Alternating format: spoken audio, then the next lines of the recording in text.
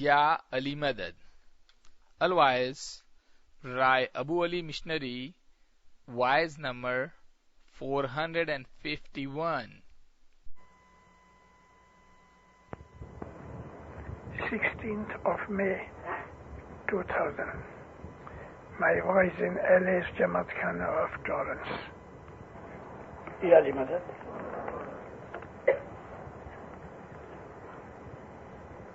Swami Maharaja, Swami Raja More मन थी ना विसरे जी, सुनो सुनो मोमन रहिया हो जी रे भैया, तेरी मेरी तेरी मेरी साया, एक मान एक चिंता, स्वामी राजा भरपूर रहिया हो जी रे भैया. मौलाना हज़रत इमाम पे सलवात पढ़ो मोमिनो, मोहम्मद मोहम्मद. ए मोमिनो, खुदा ने खलकत बनाई मोहब्बत से, और खुदा खुद मोहब्बत है. मोहब्बत खुदा की तरफ से आती है. अल्लाह के नामों में एक नाम है अल-वदूद. अल-वदूद कहते हैं मोहब्बत करने वाला और मोहब्बत देने वाला. यह खुदाई सिफत है. मोहब्बत का एक उसूल यह है कि उसमें डिमांड नहीं होती, मोहब्बत मांगती नहीं, मोहब्बत हमेशा देने वाली है. वन वे ट्रैफिक है. जब हम खुदा की इबादत करके हम दुआएं मांगते हैं तो यह खुदा ताला के हुजूर में आजिज़ी जरूर है, मगर यह मोहब्बत नहीं, क्योंकि हम तो उसके बंदे हैं. दुनिया के अंदर दुख सुख उठाते हैं, हमारे सामने प्रॉब्लम्स भी होती हैं, लेकिन वो लोग के जो खुदा को मोहब्बत करते हैं वो खुदा से कुछ मांगते नहीं, मगर उसकी हर मुराद पूरी होती है. वो जो चाहते हैं वो होता है. मोहब्बत अनेरी चीज है, और खुदा की बख्शिशों में इससे बड़ी और कोई आला बख्शिश नहीं है. खुदा के वो बंदे के जो मोहब्बत करते हैं वो सिर्फ खुदा को मोहब्बत नहीं करते, खुदा की हर शय से मोहब्बत करते हैं. तुझको चाहूं तेरे चाहने वालों को भी चाहूं. मोहब्बत के उसूलों में यही उसूल है कि मोहब्बत जो है वो खूब गरज नहीं, मोहब्बत कुछ मांगती नहीं. इनसे पूछो, जो माएं बनी हैं उनसे पूछो कितना दुख होता है बच्चा पैदा करते वक्त, लेकिन जब बच्चा गोद में आता है तो खुदा उस औरत के दिल में अपनी मोहब्बत में से एक छोटा सा सैंपल, माँ की मोहब्बत जिसका नाम है ममता, वो उस औरत के दिल में डाल देता है कि जिसकी वजह से बच्चा पलता है. देखो, माँ की जो मोहब्बत है, मैं आपको इस तरीके से बता रहा हूँ. मेरा एम खुदा की मोहब्बत बताना है, लेकिन मैं आपको सैंपल देता हूँ माँ की मोहब्बत का. माँ बच्चे को पालती है, कुछ मांगती नहीं उससे. माँ की मोहब्बत बेगरज मोहब्बत है. और जो माँ की मोहब्बत है उसके अंदर जो औलाद है ना, उसकी जिंदगी का एक हिस्सा है. बाप कभी भी किसी भी तरीके से ماں کی محبت کو نہیں سمجھ سکتا. باپ بھی اس بچے کا باپ ہے اور اس کو محبت کرتا ہے، لیکن جو ماں کی محبت ہے نا وہ باپ نہیں سمجھتا. ماں کی محبت محض ماں ہی سمجھتی ہے. اور جو عورت ماں نہیں بنی، خدا ان کو بناوے، میری دعا ہے، لیکن جو عورت ماں نہیں بنی وہ بھی ماں کی محبت کبھی نہیں سمجھ سکتی. ماں کی محبت اسی وقت پیدا ہوتی ہے کہ جب بچہ اس کی چھاتی پہ آ کے سو جاتا ہے. بچہ پیدا ہوتا ہے تو پہلے ماں کو دیتے ہیں، اس کا سب درد دکھ غم دور ہو جاتا ہے. نبی کریم رسول اکرم صلی اللہ علیہ وسلم کسی ایک لڑائی کے اندر مسلمان جیت گئے اور ایک کرسی کے اوپر نبی کریم بیٹھے ہیں.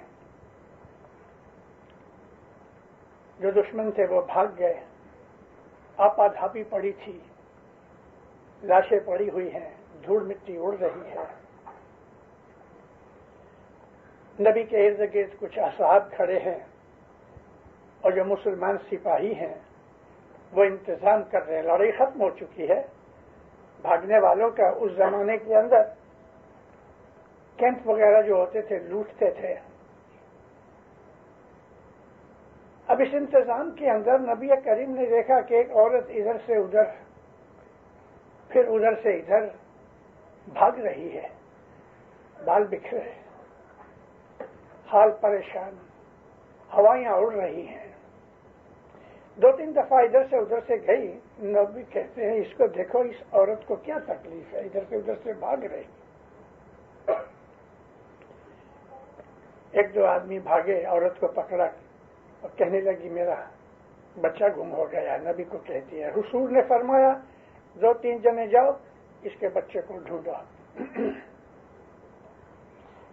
عورت ساتھ گئی، کوئی ادھر گئے کوئی ادھر گئے. تھوڑی دیر میں بچہ مل گیا. بچہ رو رہا تھا.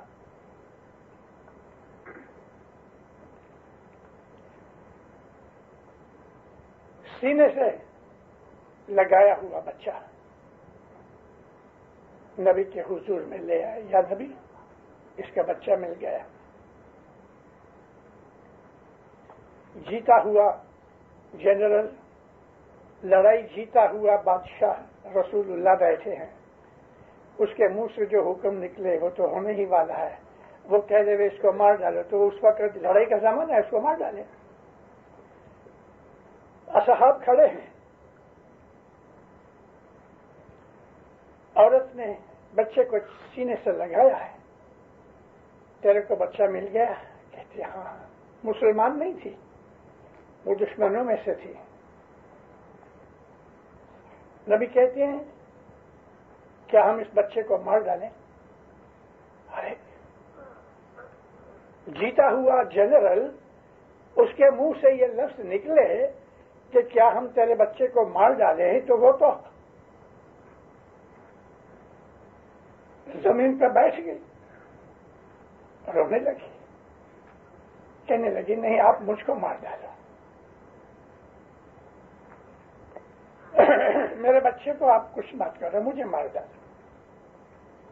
حضور نے فرمایا ہم اس کو آگ میں ڈالیں. ارے اس کی روح نکل گئی. ایسا ہوا، رونے لگی. نبی کے پاؤں پہ گئی، سر رکھ دیا کہ نہیں آپ مجھے مار ڈالو. رسول اکرم کی آنکھوں میں آنسو آ گئے.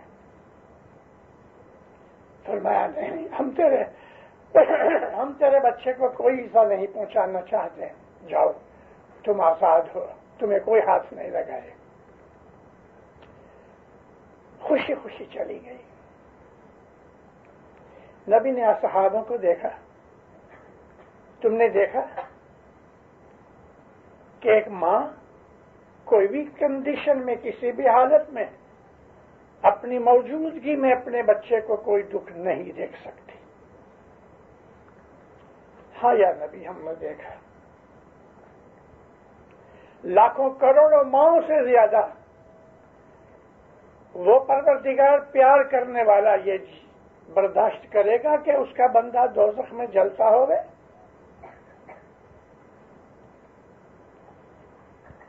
سب کی آنکھوں میں سے آنسو اتر رہے ہیں۔ وہ پروردگار تمہیں اتنا پیار کرتا ہے کہ ساری دنیا کی مائیں ملا کے ان کی جو محبت ہے اکٹھی کرو تو بھی اس کا پیار تمہارے اوپر زیادہ ہے۔ خدا ہمیں بہت پیار کرتا ہے۔ ہم جو گناہ کرتے ہیں واللہ باللہ، ہماری غلطیاں، ہمارے گناہ، ہمارے جرم جو ہیں، اگر ان کی سزا دی جائے تو ہم کو آگ میں ہر روز جلایا جائے، لیکن اللہ نے کہا ہے میں نے اپنی رحمت خود پہ لازم کر دی ہے، میں نے یہ لازم کر رکھا ہے کہ میں رحمت ہی رحمت کروں۔ لیکن جب خدا کا جب قانون ہے، خدا نے جب دنیا بنائی تو اس نے قانون بنایا،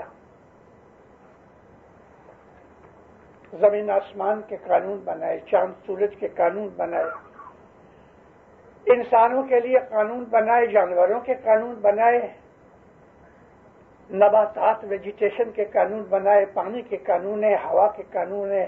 خدا کی کریشن میں ہر شے قانون کے اندر ہے۔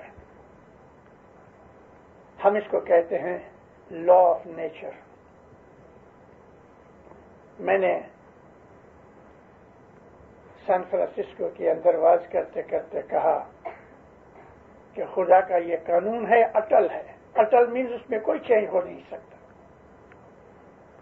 مگر خدا تعالیٰ نے یہ کہا ہے کہ میں نے اپنے اوپر اپنی رحمت لازم کر رکھی ہے، اس لیے کہ انسان ویک ہے، کمزور ہے۔ اللہ تعالیٰ فرماتا ہے میں نے جب کریشن کی تو اپنی خلافت کے لیے، اپنی تمام کریشن کے انتظام کے لیے میں نے اپنی اس نعمت کو پہاڑوں کو سونپا کہ بھئی تم میری ساری اس قدرت کا انتظام کرو گے۔ اللہ تعالیٰ کے قرآن میں لکھا ہے، پہاڑ بولتے نہیں، مگر اس میں کچھ بھید ہے کہ اللہ نے پہاڑوں کو کہا کہ یہ میرا ٹرسٹ لوگے۔ یعنی ٹرسٹ کیا ہے؟ خدا کی خدائی کا انتظام کرنا۔ پہاڑوں نے کہا یا اللہ ہم تو بہت محتاج ہیں۔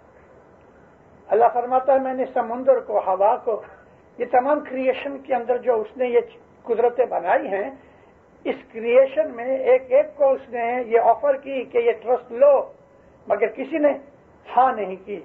مگر جب انسان کو سونپا گیا تو اس نے جھپٹ مار دی کہ ہاں میں کروں گا۔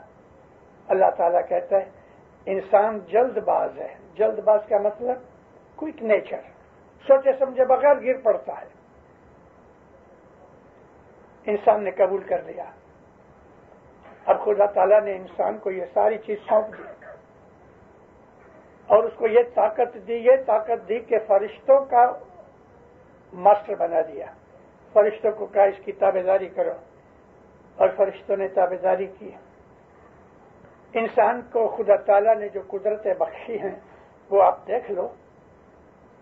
ہمارے سامنے آج سائنس کی کتنی چیزیں، انسانی برین نے کیا کیا چیزیں بنا رکھی ہیں۔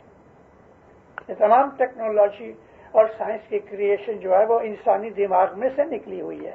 ابھی ٹھہرو، 5-10 برس کے بعد آپ کو ایسی ایسی چیزیں ملیں گی کہ جو آج ہم سپنا بھی نہیں دیکھ سکتے۔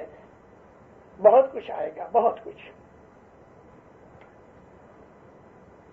تو دینداروں، میرا کہنے کا مقصد یہ تھا کہ خدا تعالیٰ نے انسان کو یہ قدرت کا انتظام سونپ دیا، مگر اللہ جانتا ہے کہ انسان کمزور ہے۔ اسی نے انسان کے اندر کمزوری رکھی ہے، اور انسان میں کمزوری رکھنے کی وجہ ہے۔ کیا وجہ ہے بھلا؟ حالانکہ اتنا کمزور ہے انسان کہ ایک کتے سے لڑ نہیں سکتا، لیکن ہاتھی کے اوپر 12 برس کا 10 برس کا لڑکا بیٹھا ہے، اس کو یہ پاؤں ہلاتا ہے تو وہ ادھر مڑ جاتا ہے، یہ پاؤں ہلاتا ہے تو ادھر مڑ جاتا ہے۔ 3-4 ٹن کا ہاتھی وہ 40 پاؤنڈ کے بچے کے منہ نیچے کر کے اس کی تابعداری میں چلا جاتا ہے۔ سرکس تو آپ نے دیکھے ہیں، شیر ببر ہیں، وہ اس کے ہاتھ میں چابک ہے اور وہ چابک کھلاتا ہے تو شیر منہ نیچا کر کے اس کے حکم پہ عمل کرتا ہے۔ 10 انچ کا سانپ کاٹ کھائے تو انسان مر جاتا ہے، ایک مچھر کاٹتا ہے تو تلملاتا ہے۔ انسان کتنا ویک ہے۔ پیر نے کہا کہ مٹی کی ایک مٹکے جیسے ہو تم، ہاتھ سے گر گیا ٹوٹ گیا۔ کیا ہے انسان؟ لیکن انسان کی بڑائی دیکھو، مغروری دیکھو، اس کا فخر دیکھو، کہتے ہیں خدا کوئی ہے ہی نہیں، خدا کی ایگزسٹنس ہے ہی نہیں۔ اگر خدا تعالی نے انسان میں ویکنس نہ رکھی ہوتی تو نامعلوم خدا کو کتنے ایسے بدماش خداؤں کے ساتھ لڑنا پڑتا کہ جو انسانیت کے اندر پیدا ہوتے۔ اتنی کمزوری کے باوجود بھی، اور وہ مر بھی جاتا ہے، رہنے والا نہیں ہمیشہ کے لیے، لیکن پھر بھی خدا بہت پیار کرنے والا ہے، اور وہ پیار اس نے محمد کے معرفت سے ہمیں سکھایا۔ خدا تعالی کی باتیں ہم کو کس نے سکھائیں؟ محمد نے سکھائیں۔ یہ رسول اکرم نے ایک عورت کا یہ مثال دے کے اپنے صحابوں کو فرماتے ہیں کہ دیکھا تم نے، ایک ماں اپنے بچے کو کوئی نقصان دیکھ نہیں سکتی، وہ اللہ تعالیٰ انسان کو اتنا پیار کرتا ہے کہ وہ نہیں چاہتا کہ انسان کو آگ میں جلائے، مگر جب خدا تعالیٰ کے قانون کے حساب سے قیامت کے دن، ایک دن قیامت ضرور ہوگی جن کو ہم قیامت کبریٰ کہتے ہیں، مگر ہر انسان جب مر جاتا ہے اس کی قیامت ہوتی ہے۔ موت ہی ہماری قیامت ہے، اور موت کے وقت ہمارا حساب کتاب ہوتا ہے۔ معلوم نہیں کہ آپ میں سے کتنے لوگ ہیں جنہوں نے کسی کو مرتے ہوئے دیکھا، کسی کی موت کی حاضری میں کبھی رہے ہو، تو آج کے بعد میری بات سننے کے بعد یہ چیزیں آپ کو خیال میں رہیں گی۔ اس کو دیکھو کہ موت کس طرح آتی ہے۔ موت سے کوئی چھوٹنے والا نہیں، نہ راجہ، نہ بادشاہ، نہ فقیر، نہ حقیر، نہ مومن چھوٹے گا، نہ کافر چھوٹے گا۔ موت موت ہے۔ اور خدا تعالیٰ کیا کرتا ہے؟ سب سے پہلے زبان بند کر دیتا ہے۔ موت کے وقت زبان بند ہو جاتی ہے۔ ہمارے پیر کے گنانوں کے اندر اس کا بڑا اچھا چلتا ہے۔ جی پہلے لیدا کوٹ پچھی لیدو نو دروازہ، پچھی لیدو کایا کے روحن سارے ہو پرانیاں کائم جینے آرادھو۔ پہلے لیدہ کوٹ، کوٹ کہتے ہیں یہ چھاتی کو، سینے کو، کیونکہ یہ قلعہ ہے، یعنی سانس بند ہو گیا، اور سانس بند ہو گیا پھر کیا لیا؟ 9 دروازے۔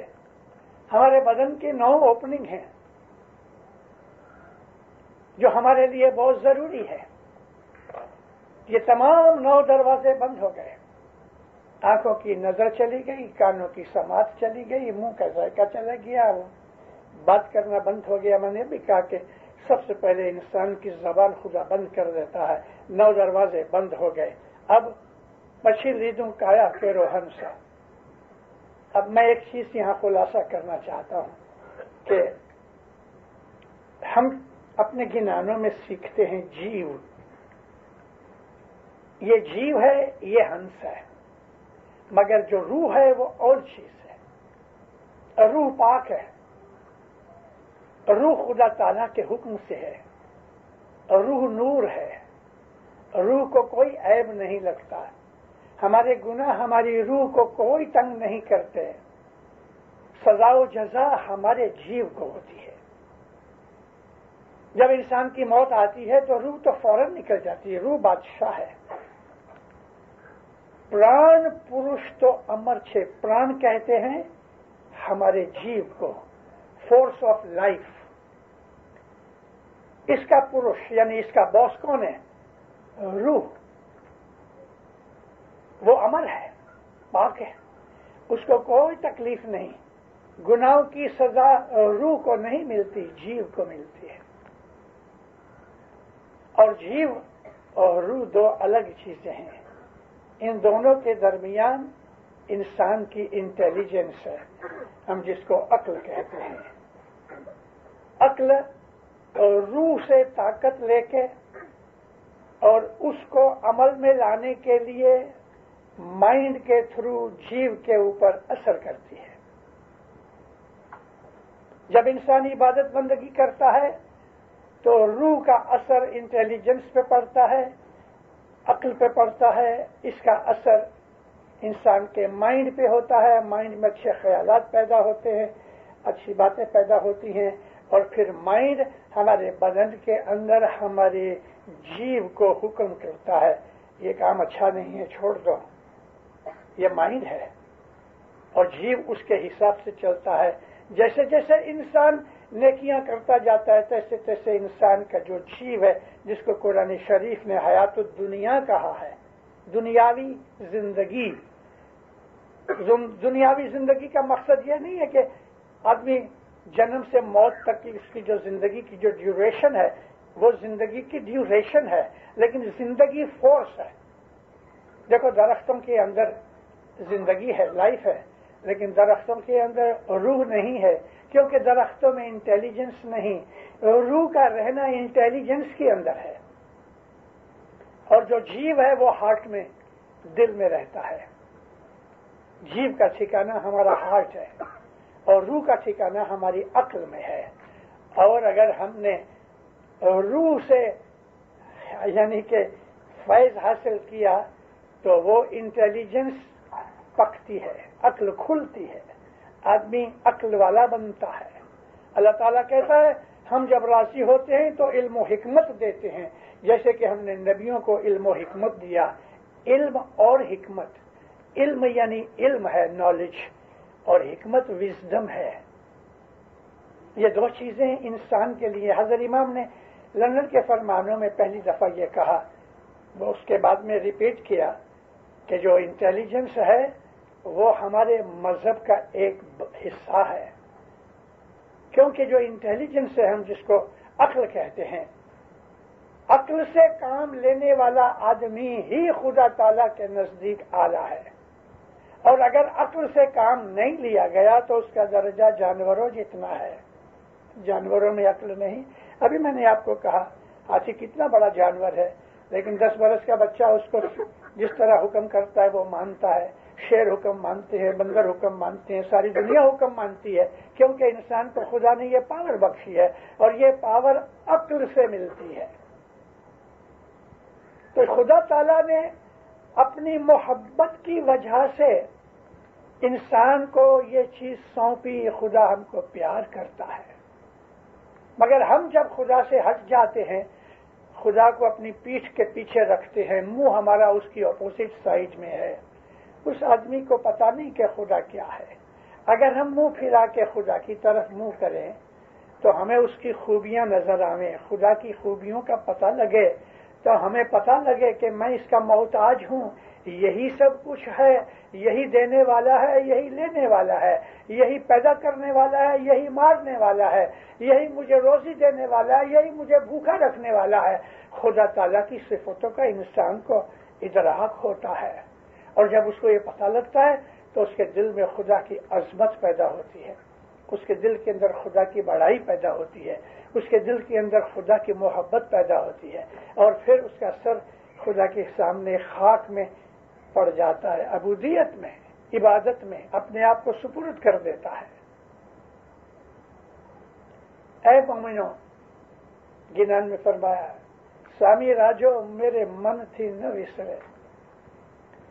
हमारे गिनानों के अंदर इतनी चीजें हैं कि इंसान अगर उसको समझ के पढ़े तो दिल के अंदर लहरें पैदा हो में मोहब्बत की। स्वामी राजा मोरे मन थी न विसरे, ये एक दुआ है। اے میرے مولا تو میرے سے دور مت ہونا، میری یہ دعا ہے، سنو سنو مومن رہیا، جو تم مومن ہو تو میری اس آرزو کو سنو، میں دعا کرتا ہوں کہ وہ میرے دل سے دور نہ ہو جائے۔ یحییٰ نبی تھے جن کو جان دی بیپٹسٹ کہتے ہیں کرسچن لوگ، اور یہ جان تھے یحییٰ کہ جنہوں نے عیسیٰ نبی کو جارڈن ندی کے اندر بیپٹائز کیا۔ ان لوگوں کے کہنے سے نبی کسی دوسرے نبی کا محتاج نہیں ہوتا، اور ایسا بسا اوقات ہوا ہے کہ ایک وقت میں 4 5 بھی نبی ہوتے ہیں، مگر رسول ایک وقت میں ایک ہی ہوتا ہے۔ تو یحییٰ نبی خدا سے بہت پیار کرتے تھے، ان کی ہمیشہ یہ دعا ہوتی تھی، اے خدایا تو مجھے مل، یعنی ملنے کا یہاں مطلب کیا ہے، میں تیرا دیدار کروں۔ اور ہمیشہ خدا تعالیٰ کی اس جدائی اور محبت میں رویا کرتے تھے۔ ان کا نام ہی پڑ گیا رونے والا نبی۔ یحییٰ نبی بہت روتے تھے، اور جس طرح یحییٰ علیہ السلام روتے تھے، ہمارے ایسے ایک پیروں میں بھی ایک روتل پیر ہیں، اور گرو پیر حسن کبیر دین جو ہمیشہ عاجزی ہے انکساری میں رویا کرتے تھے۔ تو یحییٰ نبی جدائی کو بہت محسوس کرتے تھے، آنکھوں میں آنسو بھرے رہتے تھے، اور ہمیشہ اپنی اس جدائی کا رونا روتے تھے۔ ایک دن ایک درخت کے نیچے بیٹھے تھے، اور قریب ہی ایک ندی تھی، دور سے بھیڑیں بھاگتی ہوئی چلی آئی وہ ندی میں پانی پینے کے لیے، ایک دوسرے پہ گری پڑتی ہیں، بھاگ رہی ہیں۔ ان کی بے چینی دیکھ کے یحییٰ نبی کہنے لگے، اے خدایا مجھے ایسی محبت دے، یعنی کیسی بےتاب ہے پانی پینے کے لیے، تیرے لیے میں ایسا بےتاب ہوں۔ بھاگتی بھاگتی بھاگتی بھاگتی آئیں، اور یحییٰ نبی کھڑے ہو کے ان کی بے چینی، ان کی بےتابی پانی پینے کے لیے دیکھ کے اپنی طلب مانگ رہے تھے۔ بھیڑوں نے ادھر پانی پیا کنارے کے اوپر، ادھر ہی ایسا منہ پھرا کے کھڑی ہو گئی، اور بھیڑوں نے پیشاب کرنا شروع کر دیا، منہ پھرا کے چلے گئے۔ نہیں خدایا ایسی محبت مجھے نہیں چاہیے کہ منہ پھرا لوں تیرے سے۔ یہ جو ہمارے مذہب کی سطل چیزیں ہیں، جن کو ہم عام طور پہ گنانوں کے راگوں میں، گنانوں کے الفاظ میں، گنانوں کی مستی میں، گنانوں کی سمجھ میں، گنانوں کی حکمت میں ہم لوگ سنتے ہیں، اگر سنتے ہیں تو گنانوں کے اندر اتنا بہت علم ہے کہ میں نے الحمدللہ دنیا کے ہر مذہب کی کتابیں میں نے پڑھی ہیں، مگر گنانوں جیسا لٹریچر کہیں نہیں۔ اسی لیے حضرت امام نے اس کو ونڈرفل ٹریڈیشن کہا ہے۔ واللہ باللہ سچ مچ یہ ونڈرفل ہے۔ ان گنانوں کے اندر ایسی باتیں ہیں کہ اگر آپ سمجھ لیں تو دن رات اس مولا کی مستی میں، اس کی محبت میں روتے رہیں۔ ہم کو یہ بھی نہیں چاہیے، اسی لیے گنانوں کے اندر ایسے بھید رکھے گئے، گنانوں کے اندر ایک راز رکھا گیا، اور وہ راز یہ ہے کہ گنانوں کو پیروں نے 24 لینگویجز میں کمپوز کیا ہے، 24 لینگویجز۔ کوئی بھی آدمی 24 لینگویجز جاننا ایزی نہیں ہے، نیکسٹ ٹو امپاسبل، لیکن پیروں کو یہ کیا پڑی کہ 24 لینگویجز استعمال کی ہیں۔ کوئی ایک کمپلیٹ فارسی میں نہیں ہے، کمپلیٹ عربی میں نہیں ہے، کمپلیٹ گجراتی میں نہیں ہے، کچھ ایسے ہیں، لیکن زیادہ لٹریچر جو ہے تمام زبانوں کے الفاظ ایک ہی گنان میں ملتے ہیں۔ کیا وجہ تھی؟ وجہ یہ تھی کہ گنانوں کے اندر جو علم چھپا ہوا ہے وہ سب کے نصیب میں نہیں، اور پیروں نے یہ الگ زبانوں کے الفاظ یوز کر کے اس چیز کو چھپا دیا۔ کوئی بھی آدمی گنان پڑھے اس کو گنان کا اچھی طرح مطلب پتہ نہیں لگے گا جب تک کہ استاد نہ ملے، اور ایسے تھوڑے استاد ہیں کہ جو گنانوں کی لینگویج کو جانتے اور پڑھتے ہیں۔ کالا روڑا جیسے یا بھگت ہمارے علی بھائی نام جی جیسے تھے، ہمارے مشنری تھے امیر لاکھا ایسے تھے، وہ تو ابھی ایسے لوگ تو ابھی بہت کم ہو گئے ہیں، انڈیا پاکستان سے بھی ابھی گم ہو رہے ہیں۔ اور میں نے ہمیشہ یہ طے کیا ہے کہ میں عموماً عام طور پہ 99% اپنی واعظوں کو گنان سے شروع کرتا ہوں، جان بوجھ کے، اس لیے کہ گنان کے متعلق کچھ نہ کچھ سادہ کہ کیسا بھی علم چالو رہے، جاری رہے۔ تو مومنو، ہمارے پیر نے جو یہ ڈیمانڈ کی ہے، اور جس طرح یحییٰ نبی پکار کرتے تھے اس کی خدا کی محبت اور اس کی جدائی کے لیے، ہمارے گنانوں میں ایسے بہت سے آلاف ہیں۔ اب تیری محبت لاگی میرے صاحب، اب تیری محبت لاگی۔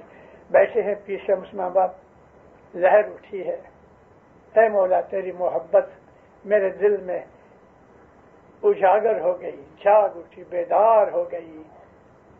اس قسم کے بہت سے گنان ہیں ہمارے، کیونکہ ہمارے مذہب کا جو ایسنس ہے وہ محبت ہے، ہمارے مذہب کا ایسنس ہے وہ محبت ہے، اور یہ محبت ہم کو دنیاوی طریقے سے شروع ہوتی ہے، ظاہر سے شروع ہوتی ہے، ہم کو باطن میں لے جاتی ہے، اور باطن کی محبت ہم کو صبح کی بیت الخیال کی عبادت میں ملتی ہے، وہ حقیقی محبت ہے۔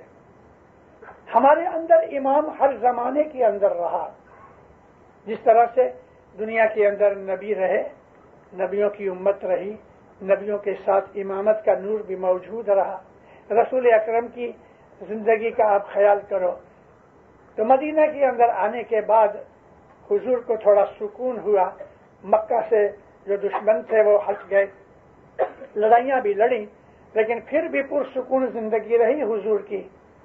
اس حالت کے اندر ایسے لوگ تھے کہ جو نبی کریم کو پیار کرتے تھے، نبی کی عظمت کو جان کے کہ یہ اللہ کا نور ہے، رحمت للعالمین ہے، اس نے مجھے اللہ کی ذات کا علم اور معرفت دی ہے۔ حضور سے لوگ پیار کرتے تھے، سب لوگ پیار نہیں کرتے تھے، دشمن بھی ساتھ ساتھ ہی تھے۔ نبی کریم کو زہر دیا گیا، معلوم ہے آپ کو، اور زہر دینے والے حضور کے صحابیوں میں سے تھے۔ اللہ تعالیٰ کی مہربانی سے نبی کریم اس زہر سے مرے نہیں، لیکن رسول اکرم کو مارنے کی مسلمانوں نے کوشش کی ہے، صحابیوں نے۔ سب لوگ پیار نہیں کرتے تھے، لیکن پیار کرنے والے پیار کرتے بھی تھے۔ ان میں ایک صحابی تھے مگر صحابی نہیں تھے۔ صحابی تھے اور نہیں تھے، یہ دو باتیں میں نے کیوں کہی؟ صحابی اس کو کہتے ہیں کہ جس نے نبی کو دیکھا ہوئے، یا نبی کی بات سنی ہوئے، یا نبی سے خود بات کی ہوئے۔ اگر نہ سنی ہے نہ کی ہے تو نبی کو دیکھا، وہ بھی صحابیوں میں آتا ہے۔ حضور کے ہزاروں صحابی تھے، اور بعض کا کہنا یہ ہے کہ 1,00,000-1,50,000 صحابی تھے، مگر ان میں ایک ایسا شخص تھا کہ جس نے رسول اللہ کو کبھی دیکھا نہیں تھا، حضور کے پاس کبھی آیا بھی نہیں۔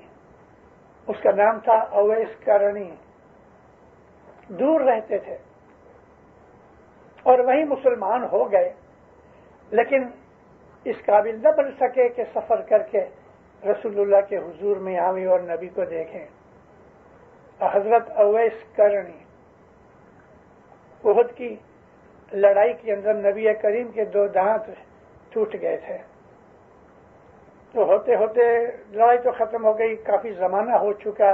2-3 مہینے کے بعد کسی نے حضرت اویس کرنی کو نیوز دی کہ احد کی لڑائی ہوئی تھی، اس میں مسلمان جیتے مگر پھر اپنی غلطی سے ہار گئے اور مسلمانوں کا بڑا نقصان ہوا، اس میں خود نبی کریم کو بھی بہت ایذا پہنچی۔ تو جلدی سے کہنے لگا کیا ہوا نبی کو کہ نبی کریم کے 2 دانت شہید ہو گئے۔ بغیر سوچے سمجھے پوچھے بغیر کہ بھئی نبی کے دانت شہید ہو گئے، فوراً پتھر اٹھایا اور اوپر کے اپنے 2 دانت توڑ ڈالے، کیونکہ نبی کے دانت ٹوٹ گئے، میرے دانت کیوں رہے؟ تو اس نے پھر کہا کہ بھئی مجھے یہ معلوم نہیں، تم نے اوپر کے دانت توڑ دیے، مجھے نہیں پتا کہ نبی کے یہ اوپر کے دانت تھے کہ نیچے کے دانت تھے، تو لے کے پتھر نیچے کے بھی توڑ دیے۔ کیا محبت ہوگی؟ دیوانگی ہے نا، یہ دیوانہ پن ہے نا ہماری نظر میں۔ محبت دیوانی ہے، محبت میں عقل کا کوئی حصہ نہیں۔ عقل محبت کو کبھی نہیں سمجھ سکتی،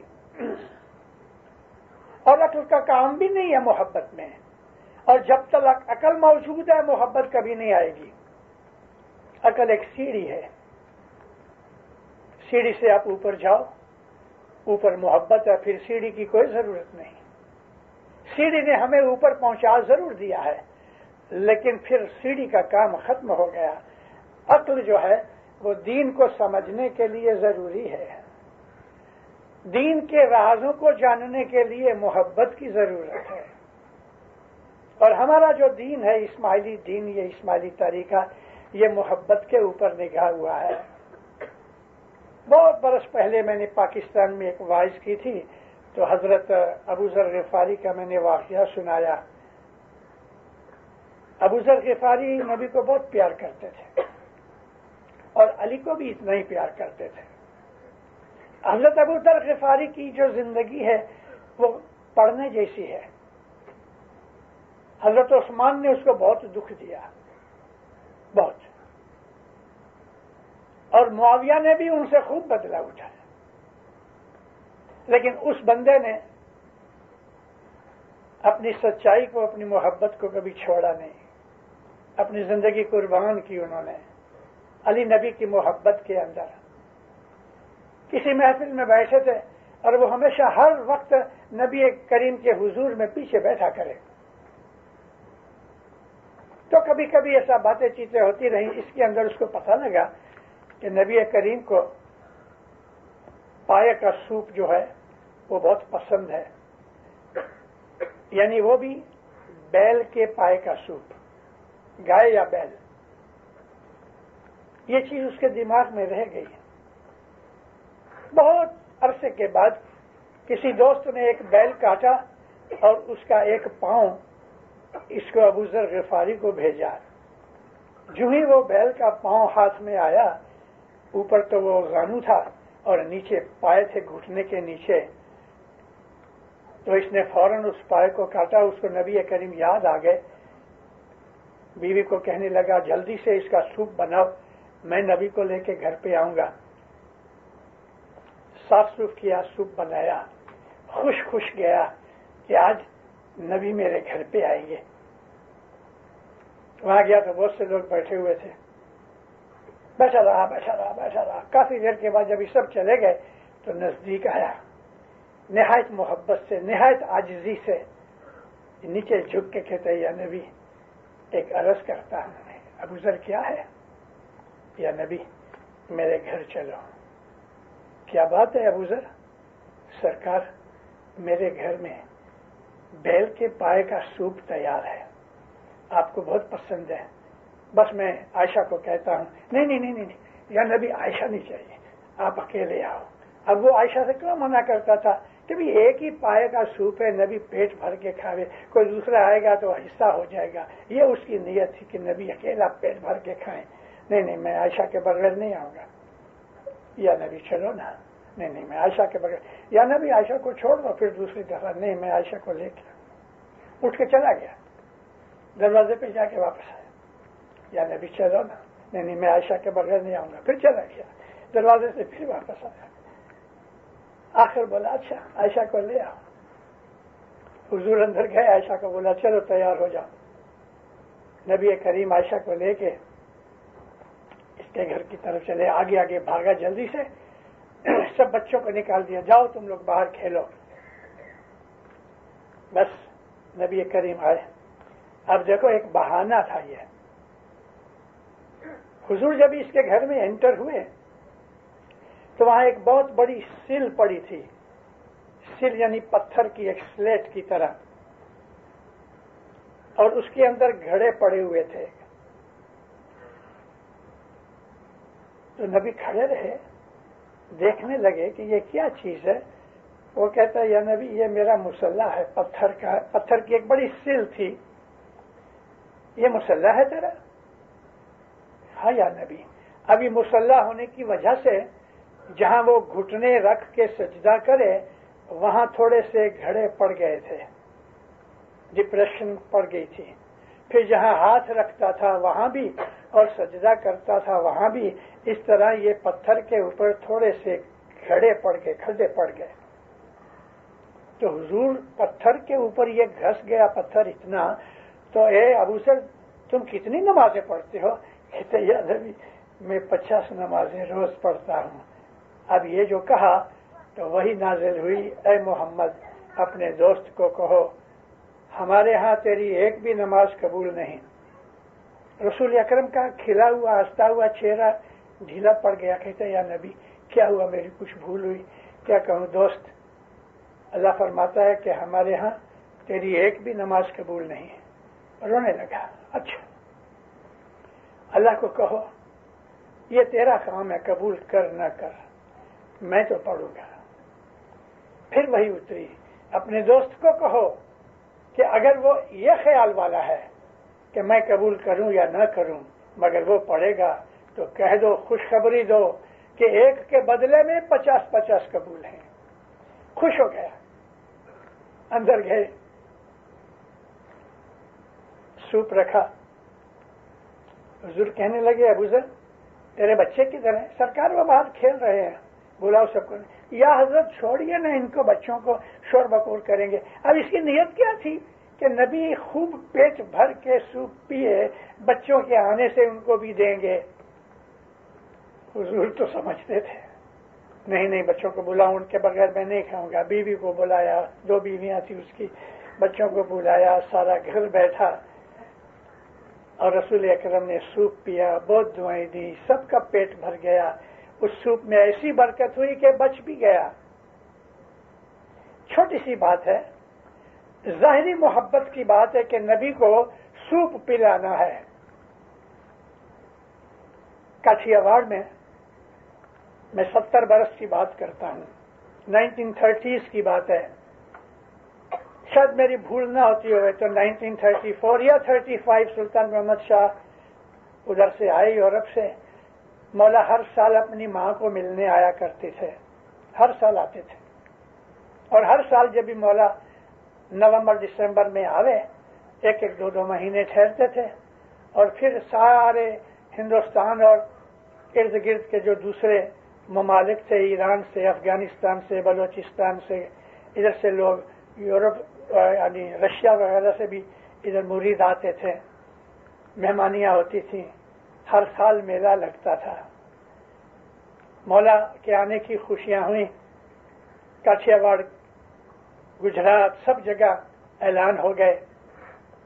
کاٹھیا واڑ کے کسی چھوٹے سے گاؤں کے اندر ایک اپنا اسماعیلی غریب شخص تھا، چھوٹی سی اس کی واڑی تھی، کھیت تھا.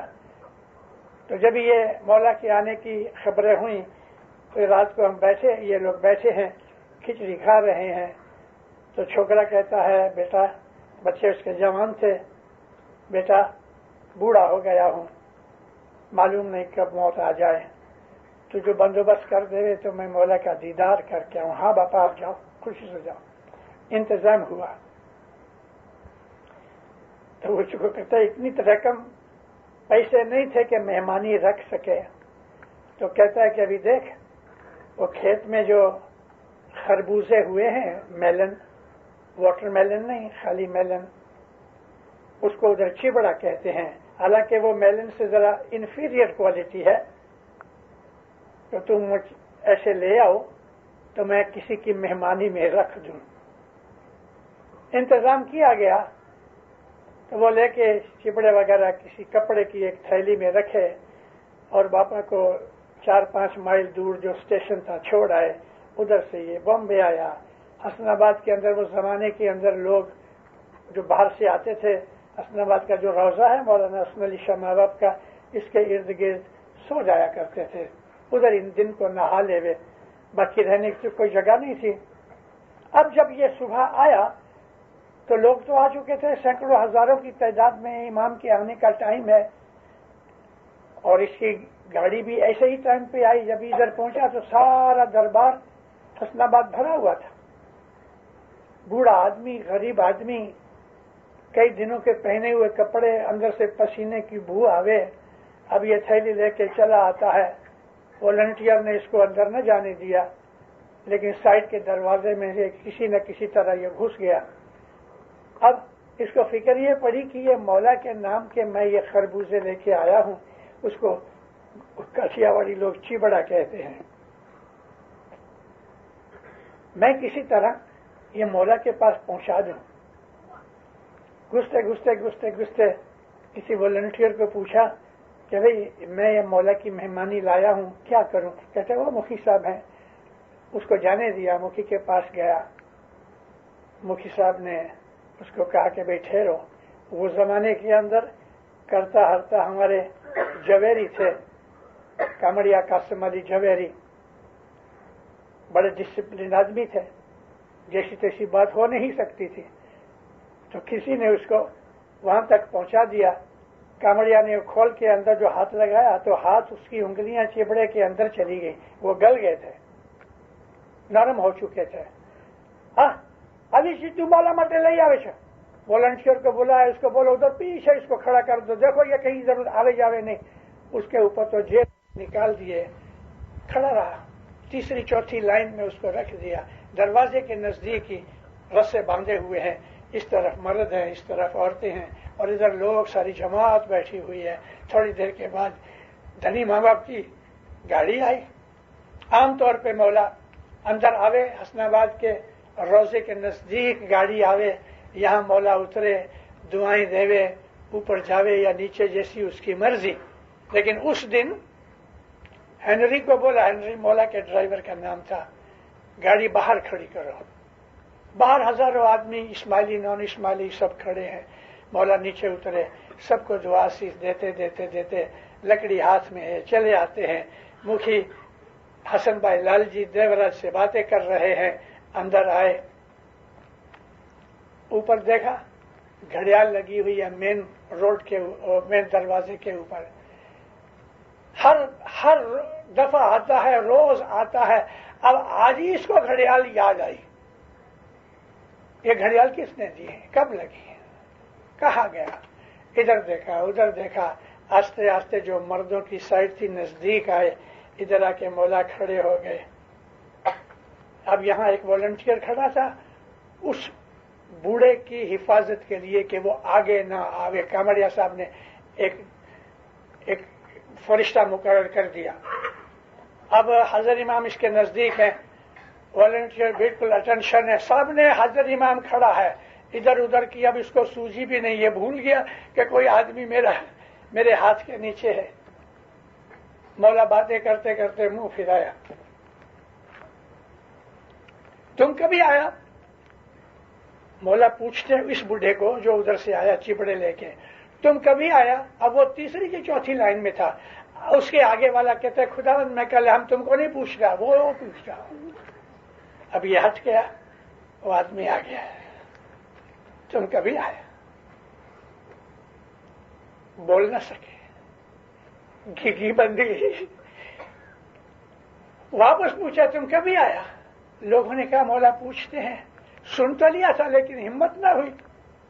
آخر اس نے بولا خداوند آج صبح آیا، ہمارے لیے کیا لایا؟